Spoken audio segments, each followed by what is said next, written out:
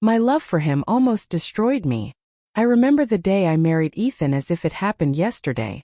The sunlight streamed through the church windows, casting a warm golden glow on everything around us. My heart felt as if it would burst from happiness as he slid the ring onto my finger. In that moment I truly believed we would have our happily ever after. But life, I would later learn, has a cruel way of twisting dreams into nightmares. The first time it happened I didn't want to believe it. He came home late, his shirt rumpled, the faint scent of perfume clinging to him like a second skin. I asked him about it, my voice trembling, but he dismissed me with a laugh. "It's nothing, Cassie. Just a long day at work and some office drama.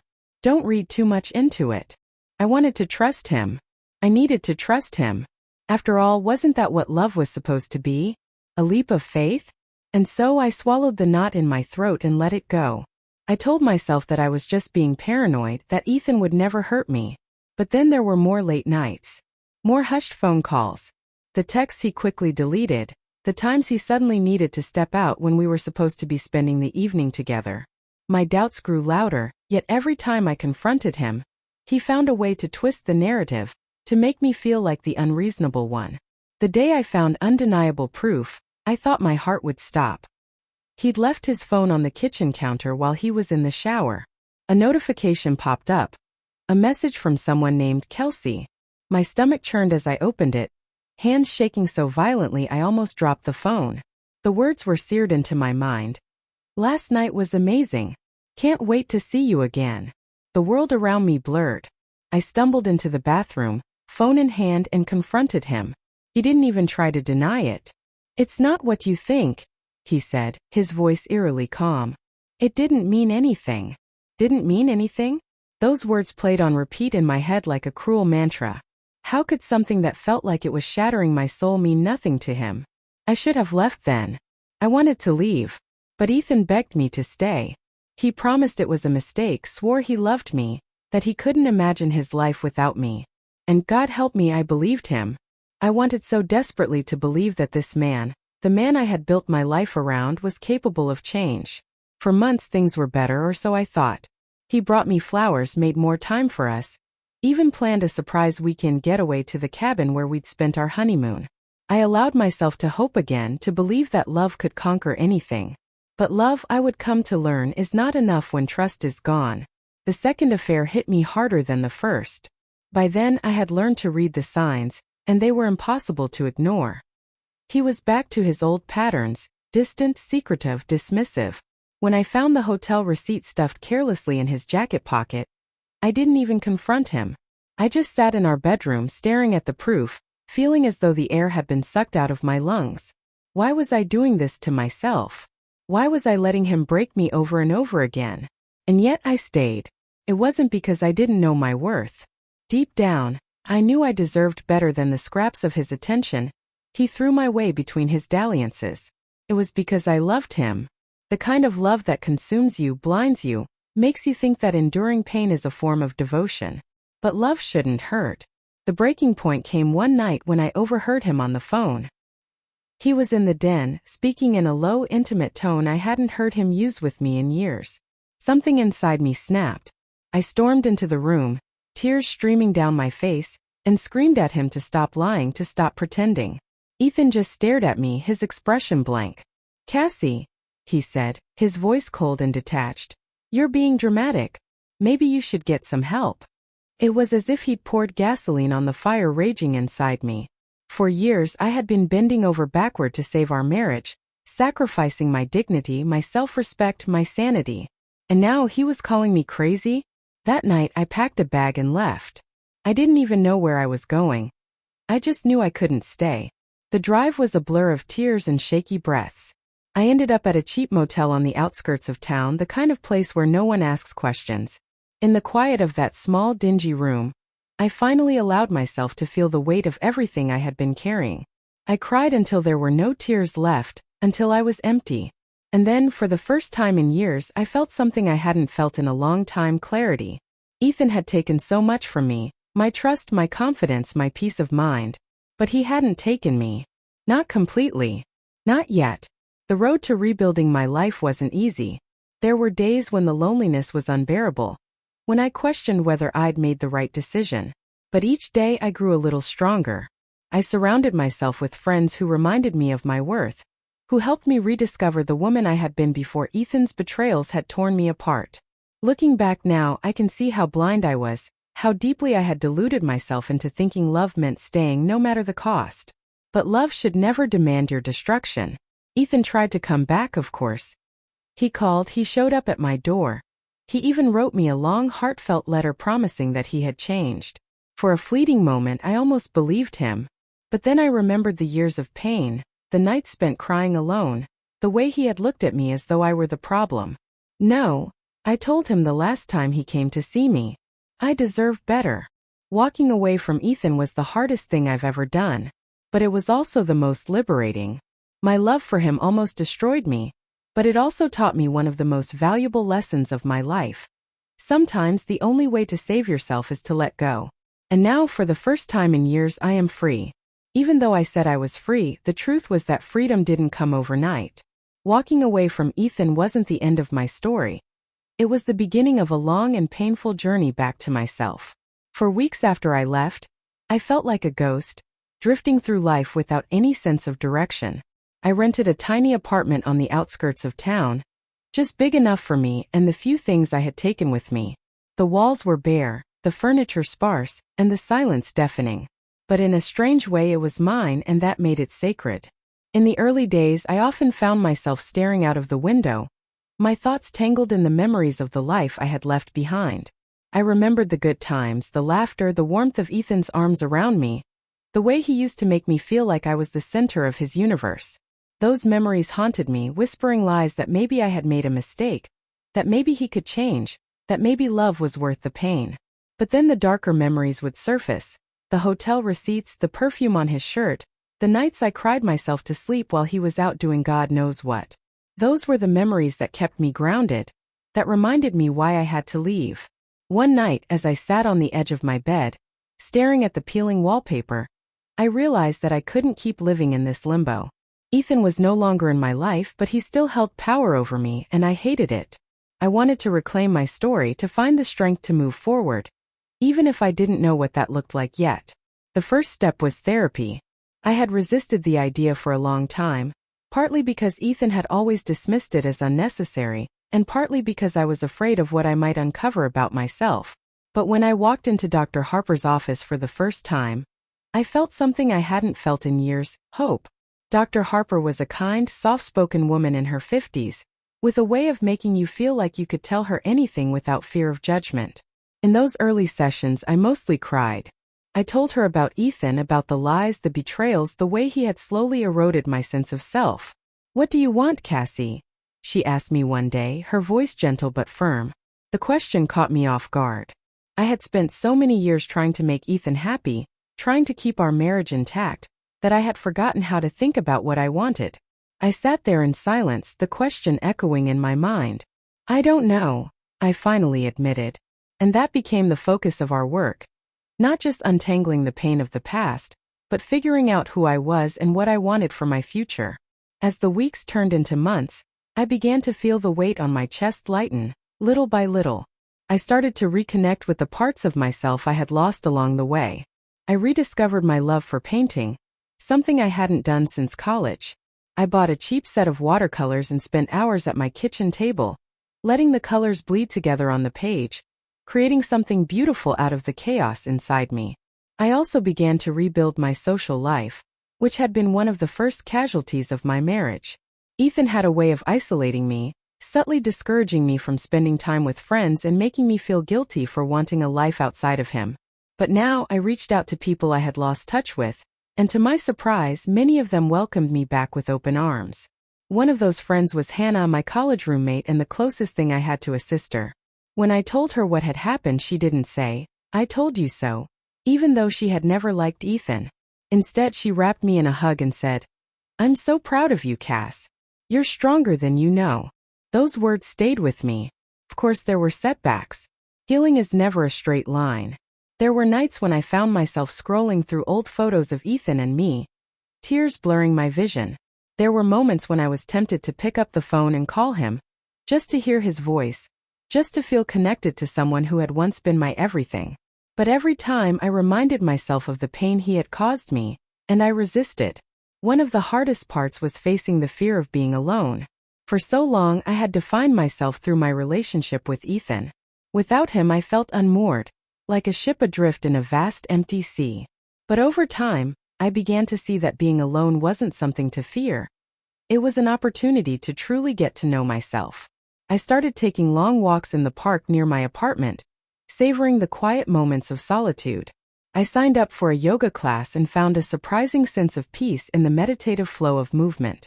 I even treated myself to a solo weekend trip to the mountains, where I hiked through the autumn-colored trails and marveled at the beauty of the world around me.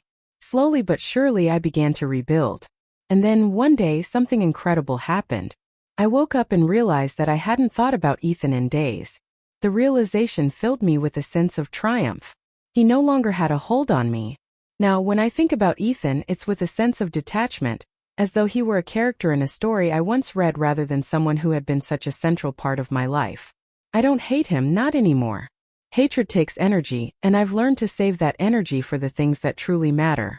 I've also learned that forgiveness isn't about letting the other person off the hook. It's about freeing yourself from the chains of anger and resentment. And so, I forgive Ethan. Not for his sake but for mine. Today, I'm living a life I never imagined for myself. It's not perfect, nothing ever is, but it's mine. I've found joy in the little things. The way the morning sunlight filters through my curtains, the laughter of friends over a shared meal, the satisfaction of finishing a painting that feels like a piece of my soul on canvas. I've even started dating again, though I'm taking things slow. For the first time in my life, I'm not looking for someone to complete me. I'm already whole. My love for Ethan almost destroyed me, but it also taught me the most important lesson of all. I am enough. And that, more than anything, is what freedom truly means. Months turned into years, and with each passing day, I grew more comfortable in my skin, more certain of who I was without Ethan. It's strange looking back now to think of how much power I had given him over me. At the time it felt like love, but now I see it for what it was: dependency. A desperate need to hold on to someone who had long since let go of me. Rebuilding wasn't just about rediscovering myself. It was about redefining my entire life. I decided to take a leap of faith and pursue a career change. Before, I had been stuck in a dead-end job. One that paid the bills but left me feeling hollow. With Ethan gone, I realized I had nothing holding me back. No one to answer to but myself. I went back to school. Something I'd always dreamed of but never thought was possible. The decision wasn't easy. I was terrified of being the oldest student in the room, of failing, of wasting my time and money. But I knew I had to try. I enrolled in a graphic design program, combining my love for art with a practical skill set. At first it was overwhelming, balancing classes with work, navigating a world that felt so different from the one I'd known, facing the doubts that whispered I wasn't good enough. But every time I felt like giving up, I reminded myself of everything I'd already overcome. If I could walk away from Ethan, from the life we had built together, I could handle this too. And I did. Graduation day was one of the proudest moments of my life. Standing on that stage, diploma in hand, I felt a surge of pride that was entirely my own. No one had handed me this achievement. I had earned it. My newfound confidence spilled over into every aspect of my life. I took on freelance projects, then landed a full-time job at a boutique design firm. The work was challenging, but it was also fulfilling in a way I hadn't experienced before. For the first time, I felt like I was building something that mattered, something that reflected who I was. And then there was the moment I truly knew I had moved on from Ethan. It happened on a quiet Saturday afternoon, 2 years after I had left him. I was sitting in a coffee shop, sketching out ideas for a client, when I saw him walk in. My heart didn't race. My hands didn't shake. I didn't feel the familiar pang of longing or resentment. Instead, I felt nothing. He looked older, tired, as though the weight of his choices had finally caught up with him. He spotted me and hesitated, then walked over to my table. "Cassie," he said, his voice tentative, almost unsure. "Ethan." I nodded, closing my sketchbook. There was an awkward pause, and for a moment I thought he might apologize, might try to rekindle something that had long since burned out.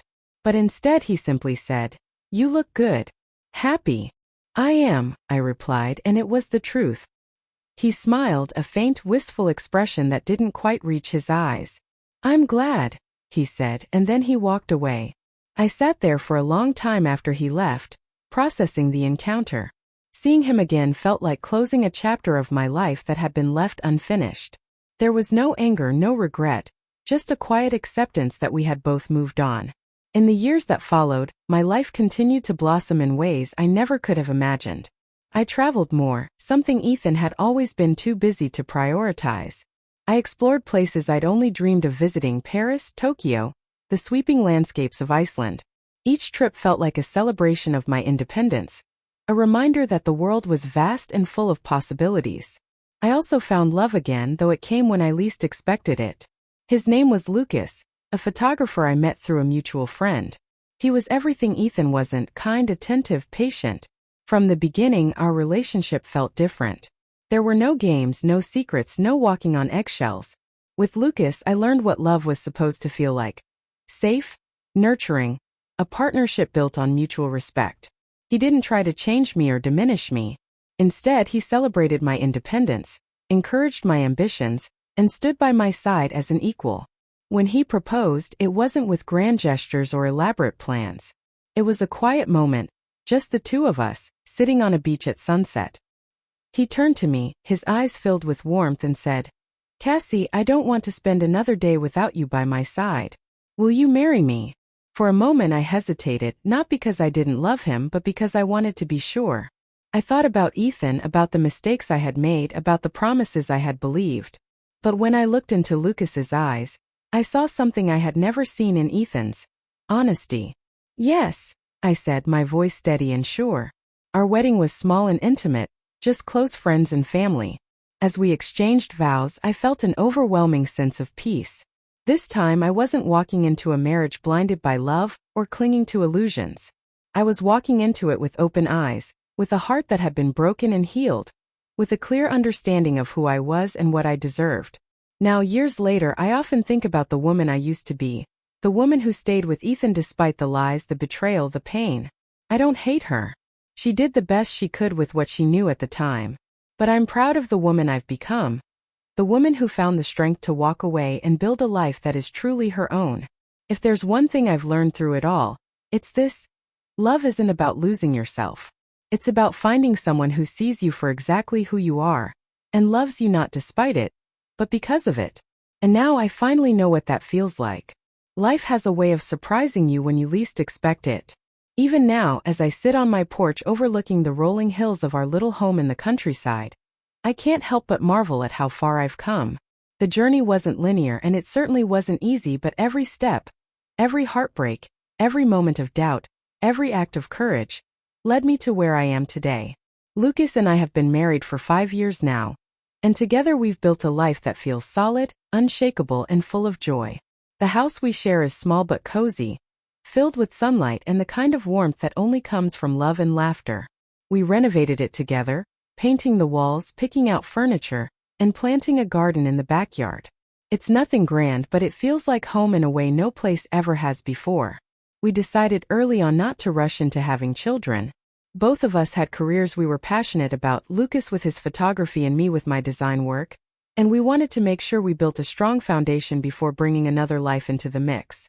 But 2 years ago, on a crisp autumn morning, I found out I was pregnant. The moment I told Lucas was one I'll never forget. We were sitting at the kitchen table drinking coffee when I slid the test across to him. He looked at it, then at me, his eyes wide with disbelief and joy. "Are you serious?" he asked, his voice trembling. I nodded, tears streaming down my face, and before I could say anything else, he was out of his chair, pulling me into his arms. "We're going to be parents," he whispered, his voice filled with wonder. The pregnancy wasn't without its challenges, but Lucas was by my side every step of the way. He went to every doctor's appointment, read every book he could find about fatherhood, and spent hours putting together the crib we'd bought for the nursery. When our daughter Emma was born, I felt a love so profound it took my breath away. Holding her for the first time, I thought about everything it had taken to get to this moment. The pain of my past, the mistakes I had made, the courage it took to leave Ethan and start over. It had all led me here, to this tiny, perfect miracle in my arms. Emma is 2 now, a whirlwind of energy and curiosity. She has Lucas's eyes and my stubborn streak, a combination that keeps us both on our toes. Watching her grow has been one of the greatest joys of my life. She reminds me every day of how beautiful the world can be, even after everything I've been through. But life isn't just about the big transformative moments. It's about the quiet ones too. The mornings spent drinking coffee with Lucas on the porch while Emma plays in the yard. The evenings curled up on the couch, watching old movies and laughing at jokes only we understand. The stolen moments of peace and gratitude that remind me how far I've come. Sometimes when I'm alone I think about Ethan. Not in a longing way but with a sense of distance and perspective. I wonder if he ever found happiness, if he ever learned from the mistakes that cost him so much. I hope he did, not because I owe him anything, but because holding on to bitterness would only weigh me down. One day, out of curiosity, I looked him up online. I found his profile on a professional networking site. His photo was familiar but different, older, more tired, as though life hadn't been kind to him.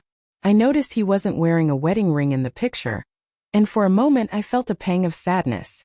Not for him, but for the version of myself who had once believed he was my forever. I closed the browser and didn't look him up again. The past has its place, but it doesn't belong in my present. My present is full, vibrant, and alive. It's filled with the people I love, the work I'm passionate about, and the future I'm excited to keep building. Every now and then, someone will ask me how I managed to move on, to rebuild my life after everything I went through. My answer is always the same. It wasn't easy, but it was worth it. Because here's the thing, life doesn't stop for heartbreak. It doesn't pause to let you catch your breath. It keeps moving, pulling you forward whether you're ready or not.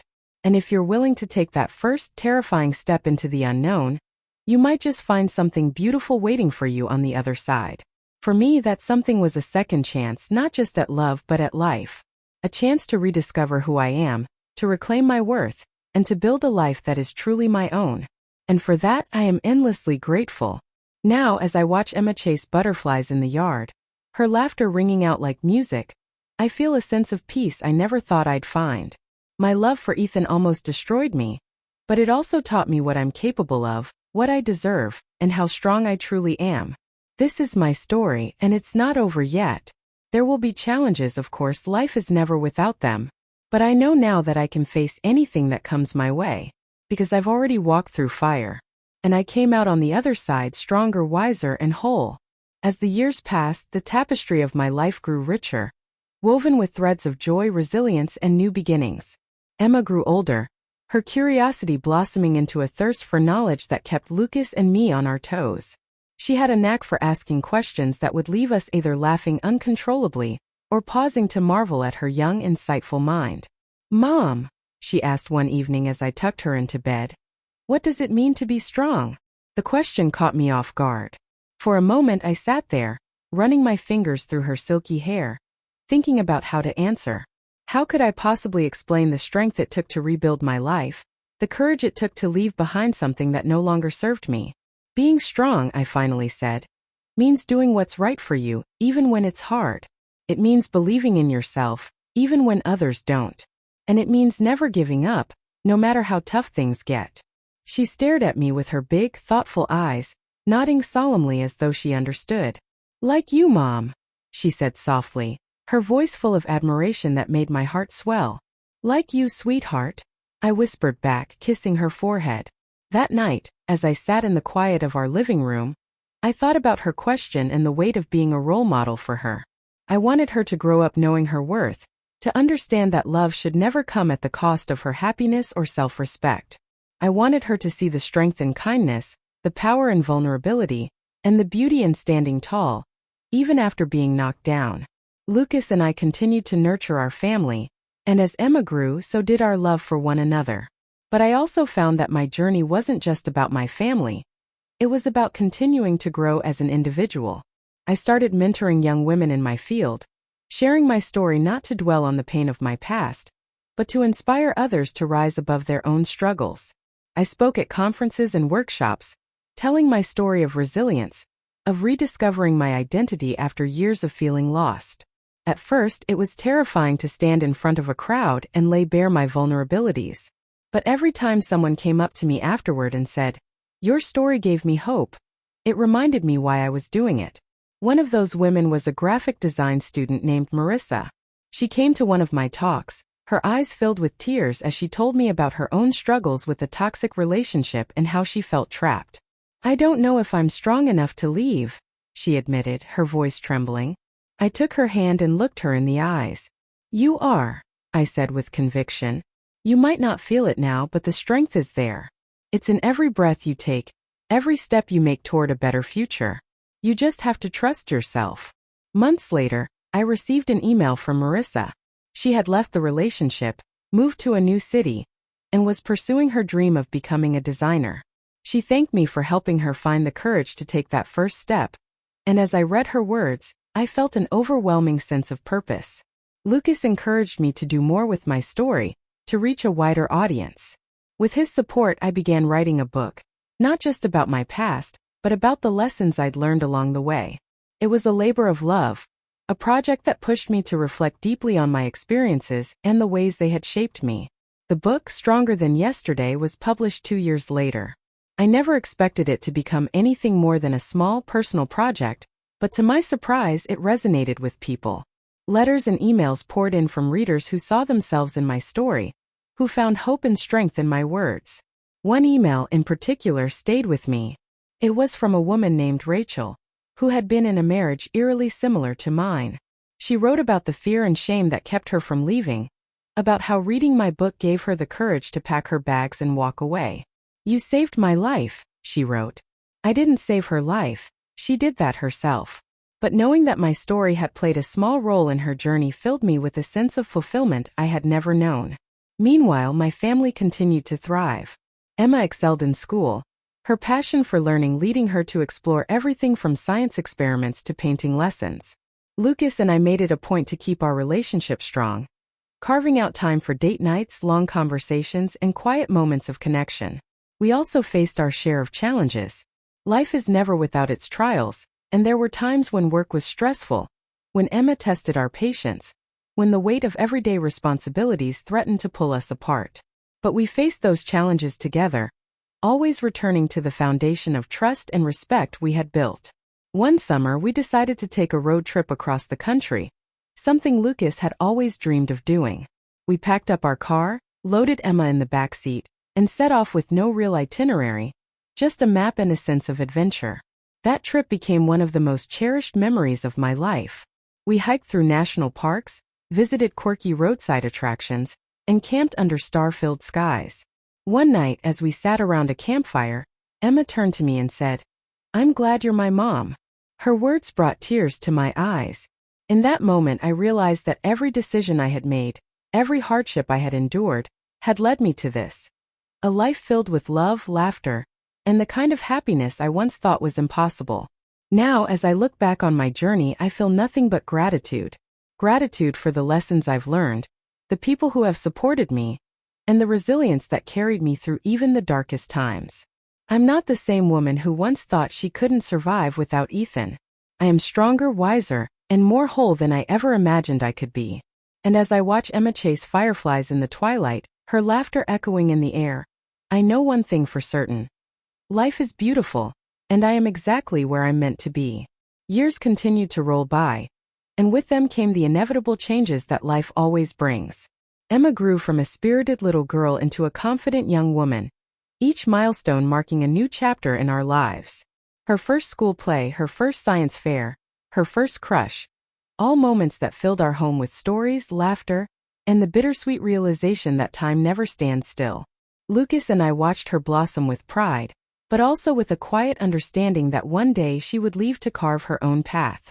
It wasn't something we spoke of often, but the knowledge was there, lingering in the background of every hug, every bedtime story, every long conversation at the dinner table. Emma's teenage years came with their own challenges. She was fiercely independent just like me, and that independence sometimes clashed with the boundaries Lucas and I tried to set. There were late-night arguments about curfews, tears over friendships that had ended, and moments of defiance that tested our patience. But through it all, we remained a team, Lucas and I, united in our love for her and our commitment to guiding her through the maze of adolescence. And despite the occasional storm, there were so many moments of joy. Road trips to visit colleges, late-night talks about her dreams, the quiet pride we felt watching her achieve her goals. When Emma was accepted into her dream university, the house felt both jubilant and heavy. We celebrated with her, of course, throwing a small party with her closest friends and our family. But when the house grew quiet that night, Lucas found me in the kitchen, staring out the window with tears in my eyes. "She's going to be okay," he said, wrapping his arms around me. "I know," I whispered, leaning into him. "But what about us? The house will feel so empty without her." Lucas smiled, kissing the top of my head. "It's never just been about Emma. It's about us too. We've always been more than parents, we're partners. And this next chapter? It's ours to write." His words stayed with me as we helped Emma pack her things and drove her to campus. Saying goodbye was one of the hardest things I've ever done. But as we hugged her tightly and watched her walk toward her dorm, I felt a strange mix of pride and hope. She was ready for this, and so were we. The transition to an empty nest wasn't as daunting as I'd feared. Lucas and I rediscovered the freedom that had once been ours in the early days of our relationship. We spent weekends exploring new hobbies, him with photography, me with pottery. We traveled to places we'd always talked about visiting but had never found the time for. One of those trips took us to Italy, where we wandered through ancient streets, tasted wine in sunlit vineyards, and stood in awe before masterpieces of art and architecture. One evening, as we sat on a terrace overlooking the Tuscan countryside, Lucas took my hand. "Cassie," he said, his voice soft but full of emotion. "This life we've built together, everything about it has been worth it. I hope you know that." I smiled, my heart swelling with love for this man who had been my rock through so much. "I know," I said, squeezing his hand. "And I feel the same." That trip became a turning point for us. A reminder that life doesn't end when your children leave the nest. It continues to unfold, offering new opportunities for connection, growth, and adventure. Meanwhile, Emma thrived at university, her calls home filled with stories of her classes, her friends, and her plans for the future. She was studying environmental science, driven by a passion to make the world a better place. Her dedication inspired me, reminding me of the fire I had once found within myself when I decided to rebuild my life. As Emma approached graduation, she surprised us with the news that she had been offered a position with a non-profit organization working on conservation efforts overseas. The pride I felt was immeasurable, but so was the ache in my heart at the thought of her being so far away. "You've given me everything I need to succeed," she said when we talked about it one evening. "You and Dad have shown me what it means to be strong, to follow my heart. I wouldn't be here without you." Her words brought tears to my eyes, but they also brought peace. She was ready to soar, and it was time for me to let her. The years that followed were filled with change, but also with a deep sense of fulfillment. Lucas and I celebrated our 15th wedding anniversary with a quiet ceremony in the garden we had planted together years ago. Emma flew home for the occasion, surprising us with a slideshow of memories she had put together, photos and videos spanning the years of our life as a family. As we watched the slideshow, laughter and tears mingling freely, I felt an overwhelming sense of gratitude. This was the life I had fought for, the life I had rebuilt from the ashes of a broken past. It wasn't perfect, but it was real and it was mine. Now, as I sit in the twilight of another peaceful evening, I think about the legacy I want to leave behind. It's not about material things or grand achievements. It's about the love and strength I've passed on to Emma, the memories I've created with Lucas, and the story I've shared with the world. If there's one thing I've learned, it's that life is a series of chapters. Some are filled with heartbreak, others with triumph, but each one is necessary to tell the full story. And my story, though it began with pain, has become one of hope, resilience, and love. I don't know what the future holds, but I know I'm ready for it. Because no matter what comes next, I carry with me the strength of everything I've overcome, and the love of the family I've built. And that, I've realized, is more than enough. The years have a way of slipping by quietly, like pages in a well-worn book. Each one brings its share of joy, challenges, and the steady rhythm of life. As Lucas and I entered our later years, the pace slowed, but the love we shared only deepened. Emma's life blossomed in ways I couldn't have imagined, Her work with the conservation nonprofit took her to corners of the world I had only seen in books. Dense rainforests, windswept deserts, and coastal villages where she worked tirelessly to protect ecosystems and help local communities. She sent us postcards from every destination, each one scrawled with messages of excitement and gratitude. "Mom, Dad," one card from Madagascar read, "I can't thank you enough for always encouraging me to follow my dreams. Every step I take feels like it's built on the foundation you gave me. I miss you both, but I know I'm exactly where I'm meant to be." Though we missed her terribly, there was no greater pride than watching her thrive. Lucas and I would sit together in the evenings, reading her letters or video chatting with her, marveling at the woman she had become. As for us, our days were filled with simple joys. We continued to travel, exploring places closer to home when our energy wasn't quite what it used to be. We spent mornings gardening, afternoons walking the trails near our home, and evenings sitting on the porch, watching the sun dip below the horizon. One particularly memorable project was our decision to adopt an old rescue dog. A scruffy terrier mix named Max. Max had been through his own share of hardships, abandoned by his previous owners and left to fend for himself. When we brought him home, he was timid and unsure, but with patience and love, he transformed into the most loyal companion we could have asked for. Max became a fixture in our lives, following us from room to room, wagging his tail as if every moment were a gift. He reminded me of the beauty in second chances, in taking what's broken and making it whole again. Emma eventually settled in Costa Rica, where she took on a leadership role in her organization. Though the distance was great, we made the most of every visit, flying down to see her whenever we could. She lived in a small, colorful house near the beach, surrounded by lush greenery and the constant sound of waves crashing against the shore. On one visit, as we walked along the beach together, she turned to me with a thoughtful expression. "Mom," she said, "do you ever think about the past? About everything you went through before you met Dad?" I paused, the sound of the ocean filling the silence. "Sometimes," I admitted, "but not in the way I used to. It's like looking at an old scar. It reminds me of the pain, but it doesn't hurt anymore. It's a part of my story, but it doesn't define me." She nodded, her gaze thoughtful. "I think that's why you've always been my hero. You've shown me what it means to overcome, to grow, and to find happiness again." Her words stayed with me long after that walk. It was a reminder that our stories, even the painful ones, have the power to shape not just our own lives but the lives of those we love. As Lucas and I grew older, the inevitable challenges of aging began to creep in. There were doctor's appointments, aches and pains, and the slow realization that we couldn't do everything we once could. But through it all, we faced it together, leaning on each other in the way we always had. One winter, Lucas fell ill with a persistent cough that turned out to be pneumonia. It was a frightening time, sitting by his bedside in the hospital, watching him fight to recover. I thought about all the years we had shared, the memories we had made, and the love that had carried us through so much. "You're not allowed to leave me yet," I whispered to him one night, holding his hand as he slept. "We still have so much more to do." Thankfully, Lucas recovered, though it left him weaker than before. From that point on, we cherished every moment even more, knowing how precious our time together was. One of my favorite memories from those later years was celebrating our 30th wedding anniversary. Emma flew home for the occasion, bringing her partner, a kind and passionate man named Marco who shared her love for the environment.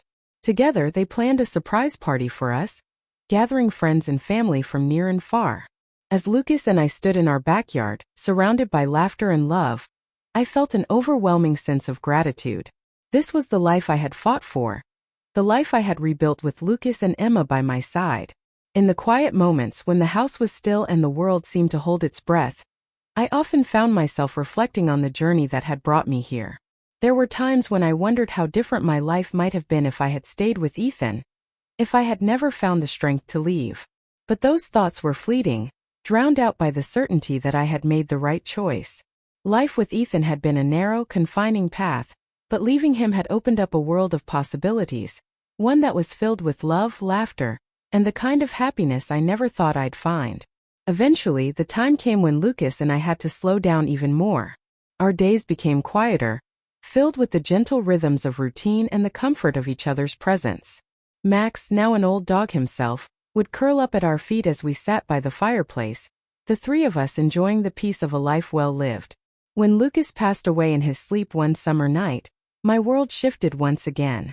The grief was profound, a deep ache that felt impossible to bear. But even in my sorrow, I found solace in the memories we had created, in the love that would forever be a part of me. Emma was my rock during that time, just as Lucas had been for me so many years ago. She stayed with me for weeks, helping me navigate the difficult process of saying goodbye. "Dad would want you to keep living, Mom," she said one evening as we sat on the porch, the sun setting in the distance. "He'd want you to keep finding joy, to keep writing your story." And so I did. Now in my twilight years, I've found a new kind of peace. I spend my days painting, gardening, and visiting with Emma and Marco, who have given me two beautiful grandchildren that light up my world. When I look back on my life, I see a journey filled with challenges and triumphs, heartbreak and healing. I see a story of resilience, of love, of finding strength in the face of adversity. And as I sit here, surrounded by the quiet beauty of another evening, I know that my story isn't over yet. Life continues to unfold, offering new chapters, new lessons, and new moments of grace. Because no matter how much time we have, there's always more to love, more to give, and more to discover. And for that, I am endlessly grateful. As I sit here now on the porch of the little house Lucas and I made into a home, the sun dips low on the horizon, painting the sky in hues of gold and crimson. Max's favorite spot, a patch of earth by the garden he loved to sniff around, is marked by a small stone we placed there after he left us a few years ago. A light breeze carries the scent of lavender from the garden, mixing with the distant laughter of my grandchildren as they chase each other across the yard. Emma is here today, visiting with Marco and their children. Watching her with them is like seeing a reflection of my own journey. A mother fiercely protective, yet wise enough to let her little ones explore the world. Her laughter rings out as she plays with them, her face lit with a joy that makes my heart swell. Life is quieter now, but it's full in a way I never could have imagined back when I thought my world was ending. The pain of those early years feels distant, like a faint echo of a storm long past. And yet, I know I wouldn't change a thing. Every tear, every heartbreak, every moment of doubt led me to this. To a life that feels whole, filled with love that sustains me even in my solitude. Lucas once told me that every chapter, no matter how hard, is part of the story we're meant to tell. And he was right. My story is not just about the love I lost or even the love I found. It's about the courage to choose myself, to rebuild, and to keep moving forward no matter what. As the sky darkens and the stars begin to appear, Emma comes up to the porch, holding two steaming mugs of tea.